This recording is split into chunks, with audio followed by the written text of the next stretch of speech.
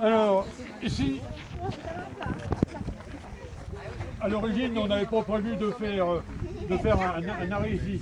Mais il y a eu un imprévu. Vous voyez peut-être, il y a des bandes de posées ici. Là. Donc là, qui sont à 1,40 m de la table, là, voilà. Parce que la municipalité a décidé de construire deux maisons ici. Voilà. Donc, on va vous raconter donc l'histoire quand même de Champ de Foire, avant que ça disparaisse. Alors,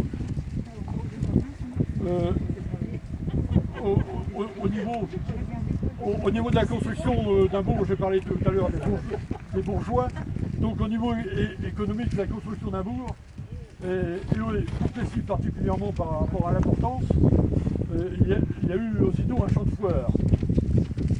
Donc on a parlé des ressources, le défrichement et militarisation, on a parlé tout à l'heure de chevalerie, voilà, des chevaux, du matériel.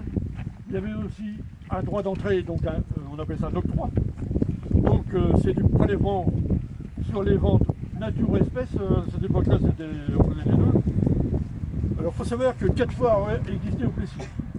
Le mardi de Pentecôte, les jours de l'exaltation de la Sainte-Croix, le 14 septembre, la Saint-Clément, le 23 novembre, et celle de l'invention de Saint-Étienne.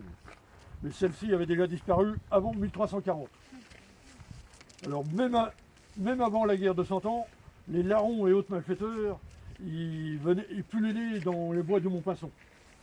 Donc on trouve dans les jugements un jugement pour meurtre à la Saint-Clément en 1334, par exemple. Un marché existait aussi le samedi. Il était interrompu régulièrement à cause de la guerre et des brigands, toujours. Il sera néanmoins reprise en 1434, c'est-à-dire 16 ans avant la fin de la guerre de 100 ans chez nous, avant 1450. Alors des halles existaient au Plessis. Elles existaient en 82 puisque dans les plaides, c'est-à-dire dans les jugements par rapport à la justice, il y avait une rue des Halles au Plessis. Alors du fait de la baronnie, l'appartenance était donc à l'évêché. Les Halles, elles étaient par là À cette époque-là, je ne sais pas. Voilà. C'était l'évêché qui avait les parts de la baronnie, du fait des redistributions de 1074, avant que ce soit les Matignon ou les Magnier qui livrent, parce que comment dire, l'évêché avait besoin d'argent. On était en pleine guerre de religion, donc ça a été vendu après. Alors, les halles ont été vendues à la Révolution, à des futurs membres du conseil municipal. Ils les rasèrent et abolirent le marché au grain. Alors en 1861, des halles flambant neuves seront construites ici. Alors, c'est un emplacement, c'est l'emplacement du deuxième pavillon. Là, il y a 4 pavillons sur l'emplacement du deuxième. C'est le dernier construit en réalité. Alors, les halles étaient grandes puisque, voilà, tout après la guerre, les halles sont ici. Voilà, elles sont entre les deux routes. Entre la route de l'Abdas et la route de Nez. Voilà. Elles sont ici. Voilà. Voilà, on voit la grandeur. Hein. On voit la forme du toit et on voit tout. Voilà. Ça, c'est Internet. Je trouve ça sur Internet sans problème. Voilà. Voilà. Ici, c'était la Grange Audible. En fait. Voilà, il y avait une Grange Audible aussi. Quand on parle de l'église, c'était la Grange Audible de l'église. Elle était juste là. Voilà. Tout en dessous, là, voilà. Elle a été foudroyée pendant la guerre aussi, celle-là. Donc, il y avait des boutiques de merciers. Les premières connues étaient juste après la maison, juste le long de la route. Là. Des boutiques de merciers, on les retrouve dans les plans. Dans les plans, on les retrouve, voilà, ici, Cadaz 1811. On trouve les boutiques de merciers. Ici. Il y en a 4. Les côtés. Voilà. Voilà, ça c'est la route d'Arcourt, comme on dit. Voilà. Moins de 1000. Voilà. Alors on les voit les 4 maisons de merciers ici. Voilà.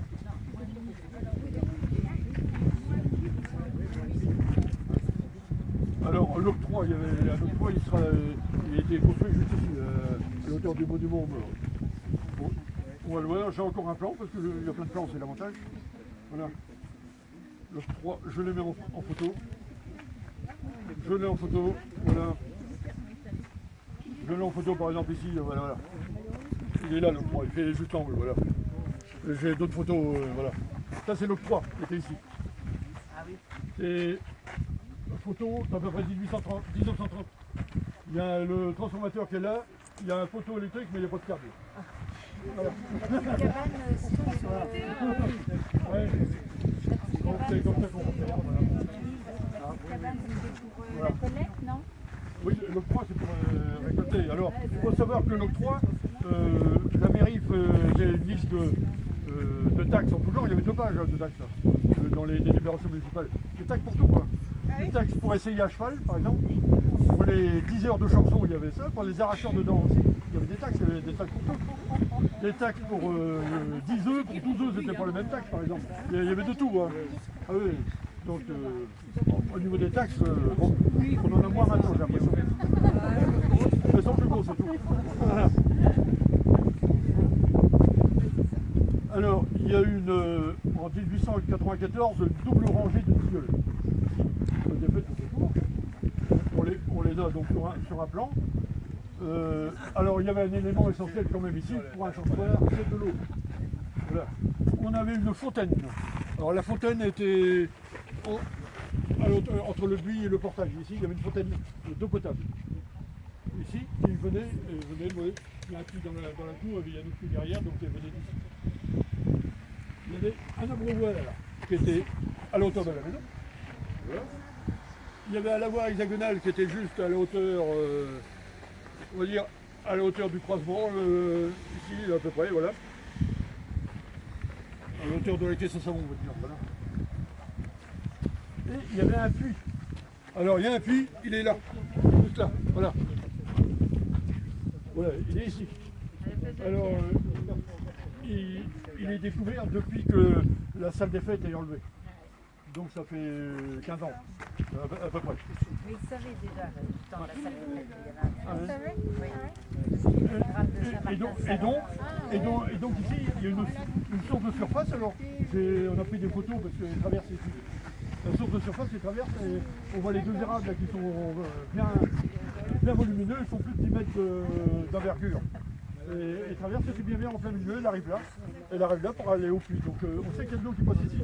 Sur la carte, on l'a aussi. Voilà. Sur la carte, on l'a. Sur celle-là, par exemple, sur celle où il y a le Merci, juste à côté, on voit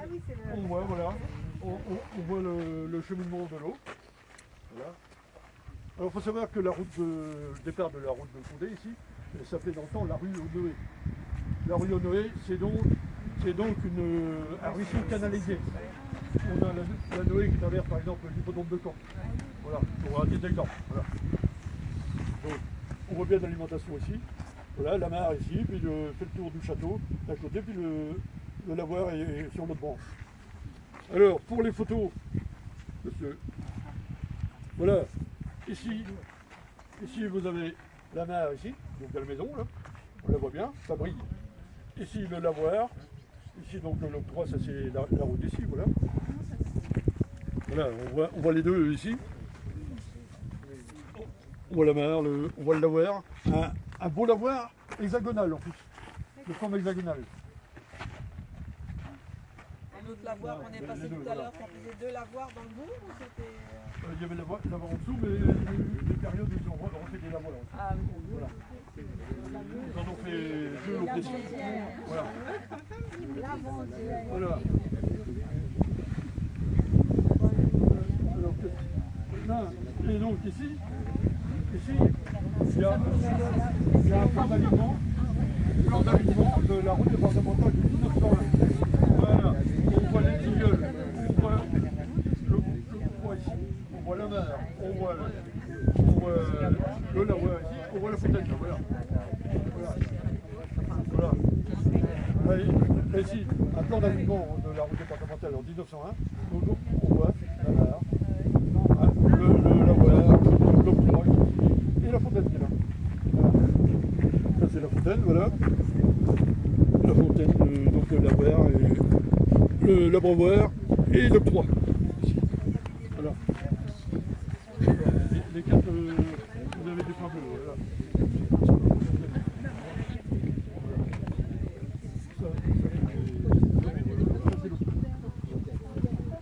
Les tilleuls, on voit les tilleuls.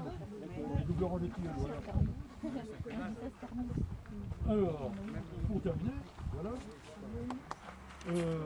Alors les foires seront arrêtées entre 1916 et 1922, donc Première Guerre mondiale. Développement des transports après, donc il y a moins de foires.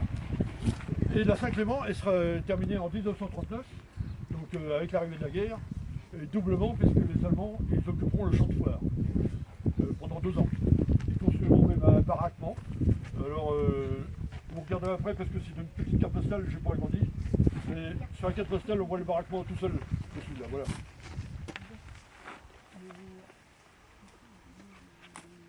Et donc, qu'est-ce que j'ai d'autre? Alors, pour le champ de foire, donc, il n'y avait aucune construction dessus. Il a fait jusqu'à 2 hectares hein, pendant une période. Alors, motif impérieux, on est venu, arrivée de la télévision et de la radio. La TDF à cette époque-là, donc 1954-55. 3 logements doubles pour les ouvriers, donc ici, sur les 4 sauf celui du milieu, parce que j'ai dit que c'était les Halles qui étaient là. Je les avais gardés.